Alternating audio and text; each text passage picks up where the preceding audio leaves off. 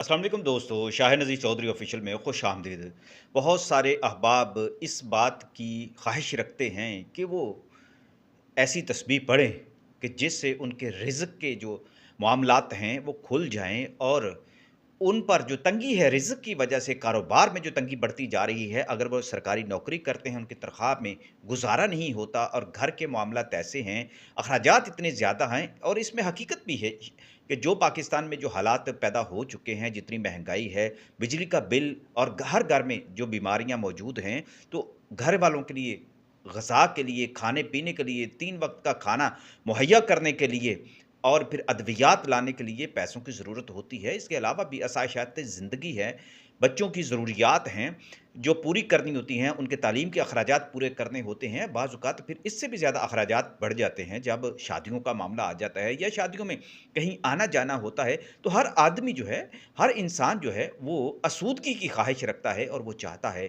कि उसके जो मामलात हैं माली, वो कुशादा हो जाएँ। कारोबार करता है, तो तरक्की कर जाए, नौकरी करता है, तो उसमें तरक्की उसको मिल जाए। गैब से भी उसकी अमदाद होती जाए, जैसे बहुत सारे लोगों ने प्राइज़ बॉन्ड भी रखे होते हैं, बहुत सारे ने बैंकों के अंदर अपनी जो फ़िक्स्ड डिपॉज़िट करवाए होते हैं, उनकी यही ख़्वाहिश होती है कि उन्हें कहीं से मुनाफ़ा मिल जाए, ज़्यादा हो जाए, कारोबार में तरक्की हो जाए। इंसान की ये तमन्ना जो है, वो इस हद तक भी जायज़ है। वो अपनी जायज़ उसकी ख़्वाहिश है कि वो जायज़ तरीकों से जो है, अपने माली जो वसाइल हैं, वो बढ़ाता चला जाए। तो आज जो मैं आपको तस्बीह देने लगा हूँ, उसको ज़रा आपने थोड़ी-सी तवज्जो के साथ अपने ज़हन में रखना है और उसको नमाज़ की हज़ूरी के साथ कायम रखते हुए पढ़ना है। नमाज़ आपकी पंजगाना होनी चाहिए। जो तस्बीह मैं आपको बताने लगा हूँ, मुझे एक मर्द कलंदर ने दी थी। एक दौर ये भी था कि जब मेरे दिल में भी ये बहुत ज़्यादा तमन्ना होती थी, माली उसरत थी, यानी कि ऐसे हालात थे कि माली तंगी भी थी, तो मेरे दिल में भी ये पैदा होती थी ख्वाहिश और मैंने भी प्राइज़ बॉन्ड लेके रखे हुए थे कि किसी न किसी तरीक़ा से मेरा कि किसी न कि अल्लाह करम करे और मेरा प्राइज़ बॉन्ड भी जो है वो निकल आए और मेरा प्राइज़ बॉन्ड फिर लगता रहा, लगता रहा, लगता रहा। अल्लाह की अता से बहुत ज़्यादा मैं जो तस्बीह पढ़ता रहा हूँ और आज भी मैं ये तस्बीह के तौर पे ही पढ़ता हूँ, लेकिन अब मैं प्राइज़ बॉन्ड बिल्कुल नहीं रखता। इसलिए मैं आपको ये बात बताने लगा हूँ कि उसके बाद तवक्कुल की जो होती हैं, वो लाइनें बदल जाती हैं, इंसान की सोच बदल जाती है। लेकिन ये खुद उसकी आज़माइश भी बन जाती हैं, बहुत सारे मामलात इस पर अगर मैं बोलूँगा तो बहुत सारे लोग जो हैं, अहबाब जो हैं, दोस्त जो हैं, इख्तिलाफ़ भी करेंगे। तो लिहाज़ा बेहतर है इस मामले पर मैं बात ना करूँ, मैं सिर्फ़ आपको ये मैं बताऊँ कि मैं हज़रत बाबा मौज दरिया जो लाहौर में जो मदफ़न है, जिनका दरबार है और ये आप पुरानी अनारकली के पास है, जहाँ कभी जैन मंदिर हुआ करता था। इसके आस-पास प्राइज़ बॉन्ड वालों की बहुत ज़्यादा दुकानें हैं और उनके बहुत बड़े सेंटर मौजूद हैं और स्टेट बैंक भी वहाँ पे इसके करीब है, जीपीओ भी उसके करीब है, हाई कोर्ट भी उसके बिल्कुल करीब है, तो बड़ी ख़ासुल ख़ास ये जगह है, बड़ी गहमा-गहमी वाली और बड़ी रिच कल्चर वाली ये जगह है। तो वहाँ पर हज़रत बाबा मौज दरिया का जो दरबार है, मैं वहाँ पर दुआ के लिए जाया करता था, इसलिए कि मेरे हॉस्टल के करीब वो पड़ा करता था, तो इसलिए मैं वहाँ पे जाया करता था। नमाज़ जो है अक्सर मैं जाके इशा की वहीं पे पढ़ लिया करता था, जब मुझे मौका मिलता था।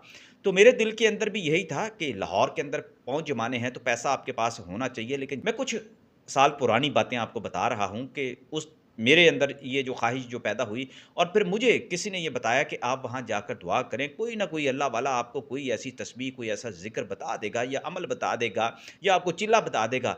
हो सकता है आप भी माला-माल हो जाएँ, छप्पर फाड़ कर आपको मिलना शुरू हो जाएँ। तो ऐसा ही मेरे दिल के अंदर भी ये ख़्वाहिश थी, एक आम इंसान हूँ। तो वहाँ पर एक बुज़ुर्ग से जब गपशप हुई, फिर वहाँ से मुझे उन्होंने एक तस्बीह दी। उन्होंने मुख्तलिफ़ तरह के मुझे पहले वज़ाइफ़ बताए कि आप ये पढ़ लें, आप ये पढ़ लें, आप ये पढ़ लें। मुझे ये मालूम हुआ था कि बहुत सारे प्राइज़ बॉन्ड वाले लोग भी जाके इनकी खिदमत भी करते हैं और ये उनको तस्बीहात भी देते हैं, वज़ीफ़े बताते हैं, चिल्ले बताते हैं, लोग उनके पास नंबर माँगने भी आते हैं। तो ये जो एक थोड़ा-सा मुझे उस पे इख्तलाफ था कि ये नंबर जो देते हैं, मैं इस चीज़ को जायज़ नहीं समझता था। तो दुआ करना तो अलग है, तस्बीह आप करते हैं, अल्लाह का ज़िक्र करते हैं, अल्लाह से दुआ माँगते हैं। वो अगर आपको कोई साहिबुर राय जो है, वो ऐसा एक वज़ीफ़ा बता देता है, वो अलग बात है। लेकिन जो शरीयत के मुताबिक होता है। लेकिन ये जो प्राइज़ बॉन्ड के नंबर बताना, फिर इस तरह के जो मामलात हैं, मैं इसको एक खुराफ़ात का एक हिस्सा समझता हूँ और कमज़ोर अक़ीदा मैं समझता हूँ। लिहाज़ा मैं इस तरफ नहीं जाना चाहता था। मेरी उनसे बहस हुई उन साहब से, बड़े मुत्तकी और बड़े परहेज़गार भी थे। वो कहने लगे कि हर ये दुनिया बड़ी थकी हुई है।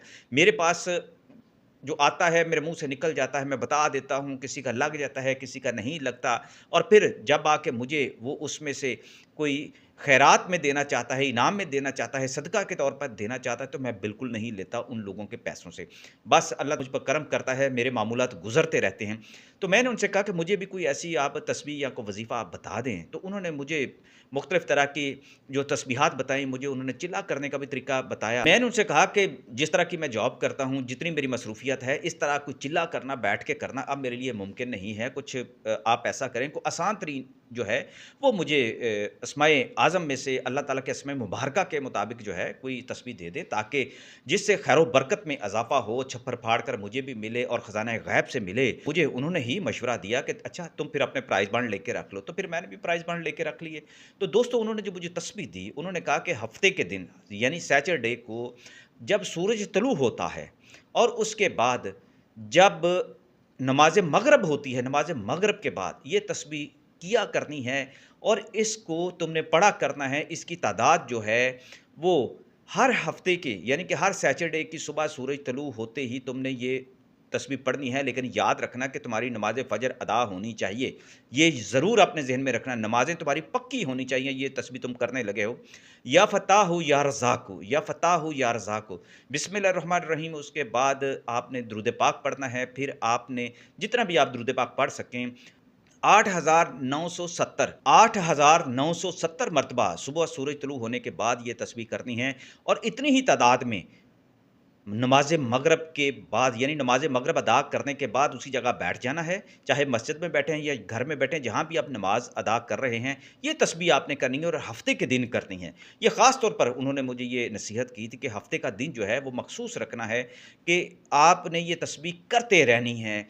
अल्लाह ताला आप पर अपनी रहमत के दरवाज़े खोल देंगे, छप्पर फाड़ कर आपको मिलेगा और आपके मुक़द्दर के जो मुकफ़्फ़ल दरवाज़े हैं, जो रिज़्क़ के हवाले से हैं, वो कुशादा होने शुरू हो जाएँगे अल्लाह ताला के इस ज़िक्र मुबारक की वजह से। तो दोस्तों इसको ज़हन में रख लें, 8,970 मरतबा सुबह सूरज तुलू होते ही बावज़ू आपका होना ज़रूरी है। जो तरतीब मैंने आपको बताई है उसी हिसाब से आपने पढ़ना है। फिर इसी तरह नमाज़ मग़रिब के बाद हफ़्ते का दिन होना चाहिए। तो आप ये पढ़ते रहें।